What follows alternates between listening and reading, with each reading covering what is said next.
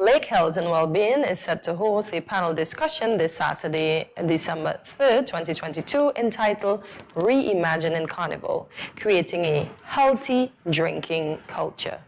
Here to tell us about it are Dentrecia, Blanchette, and Begho, Program Director and Founder of Lake Health and Wellbeing. Good morning, ladies. It's our pleasure to have you here this morning. Good morning. Thank you for having us. Good morning. Good morning. Thank you for having us. Always a great pleasure to be here. I think this is like second or third time that I'm here. Celebrity, local celebrity. So I appreciate the opportunity. Thank you so much. You are certainly welcome. So Reimagining Carnival. This is such a captivating title for a panel discussion.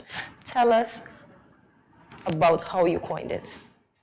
So I think persons know Lake Health and Wellbeing for the You're Too Sweet campaign, right? Yes. The jingle that we kind of have our heads. But also the advocacy work, the policy work, the webinars. So this is really a part of that campaign culminating the year. So we're going to be addressing how can we look at Carnival differently by looking at how we consume unhealthy drinks, alcohol being a huge one. And it's a timely conversation because we know we love Christmas here. Yes. And Carnival and alcohol are, pretty much married, as well as the sugar beverages, right? So it's a conversation for awareness, insight, education, so that we can get some feedback to kind of drive the policies that we want to enforce. Okay, I have a follow-up question. How do you think the promoters at Carnival will feel about you trying to promote healthy stuff and maybe cutting back on their drink sales? Well, that is why this is such a historic event, right? For us to actually be on the Carnival lineup for this. So we are going to have them in the room as well to hear what they have to say, right? So we're going to have experts in the drug substance abuse field. We're going to have persons from the police and a young persons in the medical field, as well as vendors who it might impact, right? It will impact, not might impact. Yes. So we want to hear what comes out of that panel discussion, and looking forward to the takeaways. But, I mean, we always encourage, the conversation is a difficult one. It can be when you think about the fact that we're encouraging people to reduce their consumption of these drinks. People always think, well, maybe that might affect the economy, but I think when we think about it, we have to put people up above profit and health first. And we can also encourage the industry to really transition into reformulating their drinks so that they're healthier and transitioning to healthier options as well. So I think it's an opportunity for organizations and businesses to be creative about the products that they produce and trying to look at really creative options and healthier options. You ladies are correct. So good luck with this discussion. So there are a few words that stand out to me. Creating a healthy drinking culture. Healthy and definitely culture, because culture is a way of life. Yes. Obviously, this is something that's novel. So I'd like to know at the end of it, the end might be 10 years because it's going to be an ongoing process. I appreciate that. But you're having that discussion now.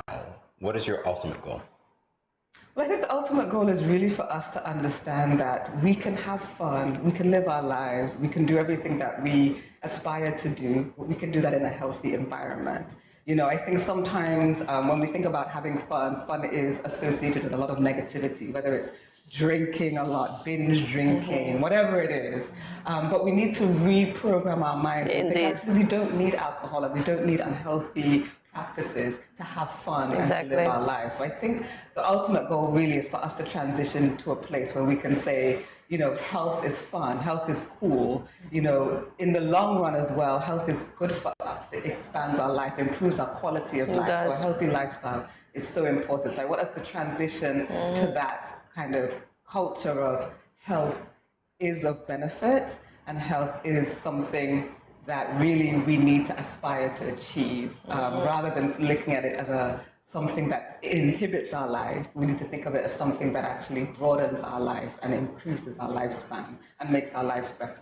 Indeed. And that is why we're inviting persons to come, because they're going to be demonstrations of what can this look like in my real life, right? How can I make those mocktails, those drinks that I like, minding the sugar dosage, right? How can I move in my home to make sure that I'm staying healthy? I don't have to join a gym, break the bank.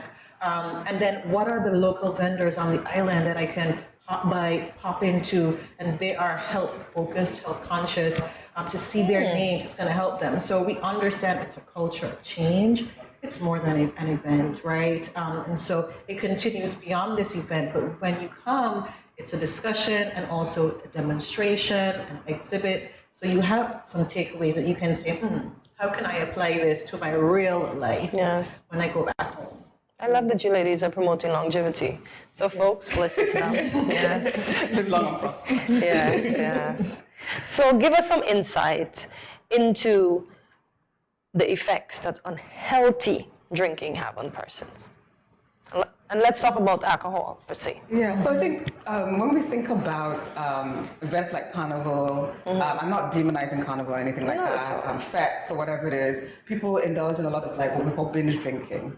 And so we know the effects of that. We know the short-term effects of that, which is you get drunk, you feel unwell, it impairs your judgment. But then there's also the long-term impact of that as well, which is it impacts your risks of developing non-communicable diseases. So alcohol is linked to the development of non-communicable diseases, and so that's why we're encouraging people to reduce their alcohol consumption so that they can reduce their risk of developing a non-communicable disease. But when we also think about unhealthy drinking, we're also thinking about sugar-sweetened beverages as well. So they contain a lot of sugar, and also consuming those is linked to developing overweight, obesity, and also non-communicable diseases. So we're just encouraging people to reduce their consumption, drink water instead, or low sugar options. Okay, Abby, so can you give us an example of one of the NCDs that alcohol contributes to? Yeah, so we know that there is a link between alcohol and breast cancer. So there's a slight increased risk of developing breast cancer consuming alcohol. So. And then there's a mental health side of it, right? So there's alcohol that can really inhibit symptoms of depression. So you might feel excited in the moment when you're depressed, or you might feel in low mood.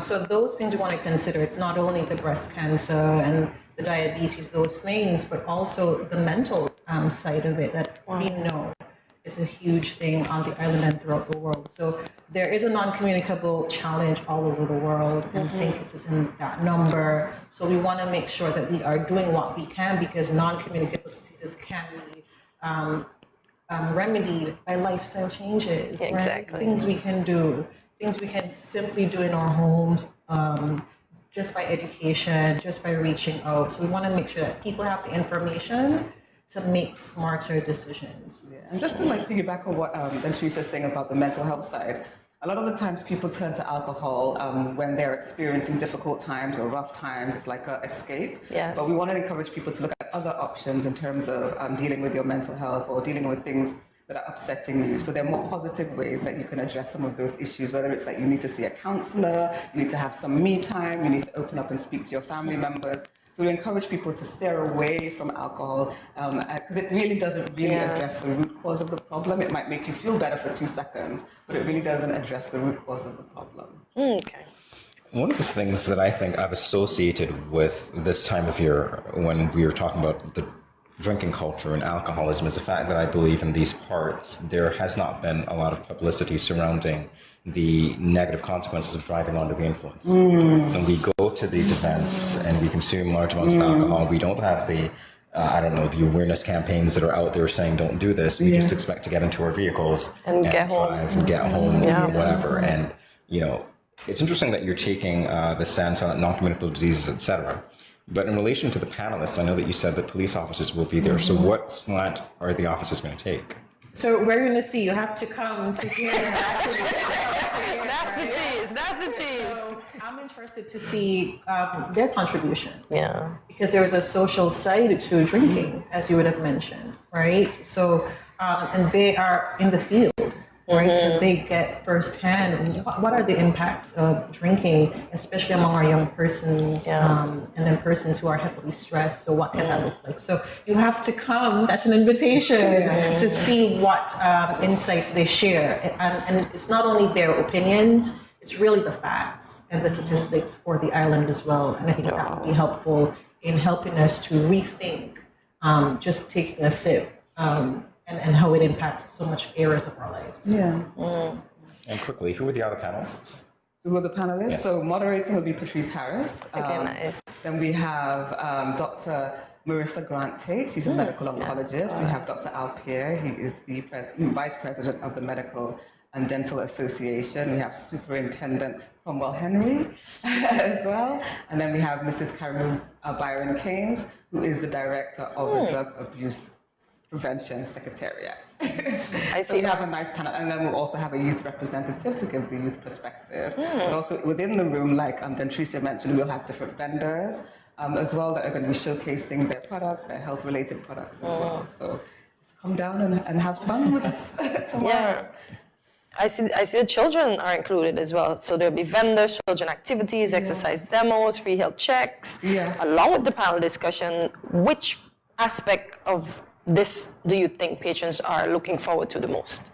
I feel like the panel discussion, because I feel like it's an interesting discussion. It's a different discussion. Yeah. So I feel like the panel discussion. I think people they'll always want to come down for health checks, so free health checks. So the Ministry of Health will be there administering free health checks as well. So I feel that as well is probably going to be the thing. Yeah. So we made sure that it's a family event. So granny Yes. can come, the children can come, mom can come. No need to get a babysitter. Right, exactly. Everybody comes Exactly. out. Have like Nice. little children corner. You can place your child right there. Corner. You can color and everything Nice. while you listen to the panel discussions. Yeah. And the children won't be drinking any sweetened beverages. No, there's no No juice, water. We're drinking water, bread and water. Bread and water. So very quickly, where is it going to be, the venue, the time, that sort of thing? That's your camera. So we are inviting the general public to come out December the 3rd tomorrow at the St. Kitts Marriott Ballroom. We will be there, Lake Health and Wellbeing, from 11 to 3 p.m. It's going to be a panel discussion, exhibits, children, activities, a full day for the family. We're looking forward to having you. It's a free event, and the samples will be free as well. So we're inviting you to come out. And if for whatever reason you're unable to come, it's going to be live, it's going to be broadcasted. So if you have another engagement, you can still weigh in on the conversation and the excitement. Well then, Teresa, thank you for saying that, because after you would have done saying what you had to say, I was like, so can I view it? Because my Saturdays are busy, extremely busy. And the fact that I heard that the dentist is going to be there, I'm already thinking about what the alcohol can do to the teeth. So yeah, I just wanted to. Yeah, you have to catch it on ZIZ. So ZIZ will be live streaming it, and Okay. then we'll probably also have highlights after the event. Okay, so good you stuff. can get the key points from the event.